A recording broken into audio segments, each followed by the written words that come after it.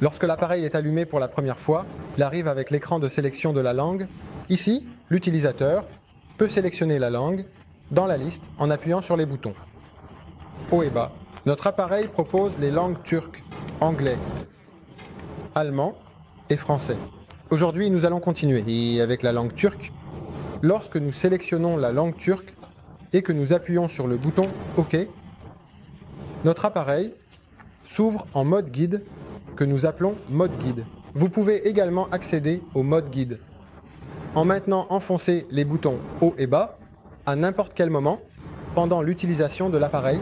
En tant qu'innovation dans le secteur, nous avons voulu faire quelque chose de nouveau et avons intégré un mode guide à l'intérieur de l'appareil. Pour expliquer comment l'utiliser. Lorsque nous accédons pour la première fois au mode guide, un écran de bienvenue apparaît, ceci. Nous avançons en appuyant sur le bouton OK. Découvrons l'écran apparaît. Ensuite, l'écran Tout va bien apparaît. L'écran Tout va bien est conçu pour vous indiquer que tout est en ordre en regardant à distance, qu'il n'y a pas de problème. L'écran Alerte indique qu'il y a un message au niveau d'alerte et qu'il est conçu pour vous avertir à l'avance de ces problèmes. L'écran Alerte indique qu'il y a un message au niveau d'alerte et qu'il est conçu pour vous avertir à l'avance de ces problèmes. L'écran Alerte est conçu pour indiquer qu'il y a un message au niveau d'alerte, qu'il pourrait y avoir certains problèmes et qu'il a pour but de vous avertir à l'avance de ces problèmes. En avançant, vous voyez l'écran Alarme. L'écran Alarme est conçu pour vous indiquer d'un coup d'œil qu'il y a des problèmes graves qui pourraient vous exposer à des pénalités réactives et que vos niveaux ont augmenté. Nous continuons en appuyant sur OK. Notre appareil est équipé d'une LED de notification colorée. Si cette LED est allumée en bleu, cela signifie que votre appareil est en mode générateur. Si ce que nous appelons clignotement pair se produit, cela signifie que l'appareil a établi une communication à ce moment-là avec notre appareil à 4 boutons. Vous pouvez accéder au menu détaillé en appuyant sur le bouton OK. Vous pouvez revenir en arrière et accéder aux menus principaux en appuyant sur le bouton Accueil.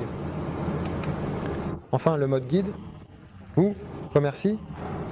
Sur l'écran de sélection de la région, vous devez choisir votre fuseau horaire en appuyant sur les boutons haut et bas en fonction de votre position géographique. C'est comme ça. Je marque actuellement la région où nous nous trouvons comme étant la Turquie avec un décalage de plus 3 et j'avance en appuyant sur le bouton. OK. Ensuite, nous devons entrer nos informations horaires. Cet appareil contient un RTC, donc les événements. Enregistrés à l'intérieur sont sauvegardés en fonction de l'heure et de la date. C'est pourquoi il est nécessaire d'entrer les informations de date et d'heure. Si nous regardons l'heure actuelle, il est 15h. Minute 0.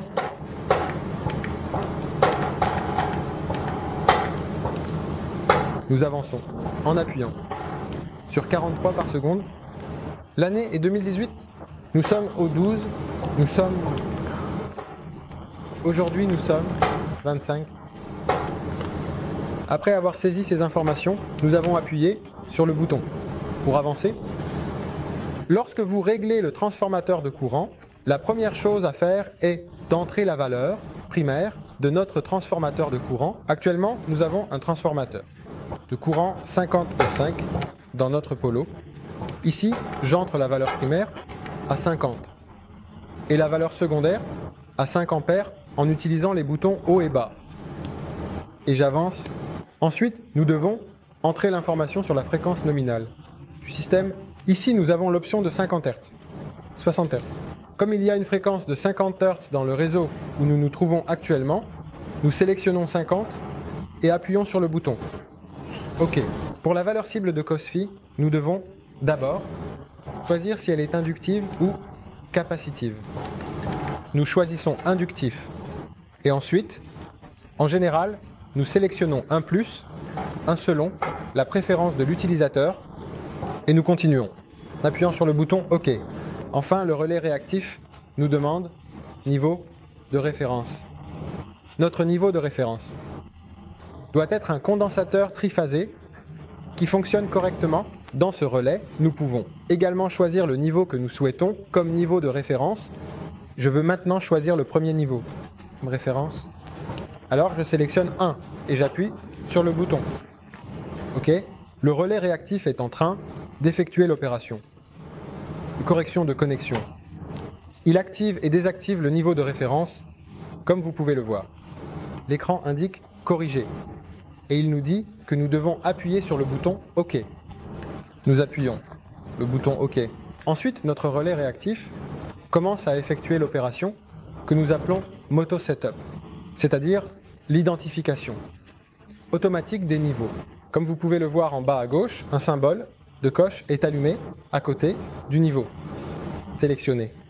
Ensuite, s'il y a un niveau, des informations concernant ce niveau sont disponibles. Par exemple, nous avons trouvé un ascenseur de 1 kg avec 3 phases tout à l'heure. Nous en sommes actuellement au niveau 4. Une opération concernant le niveau est en cours.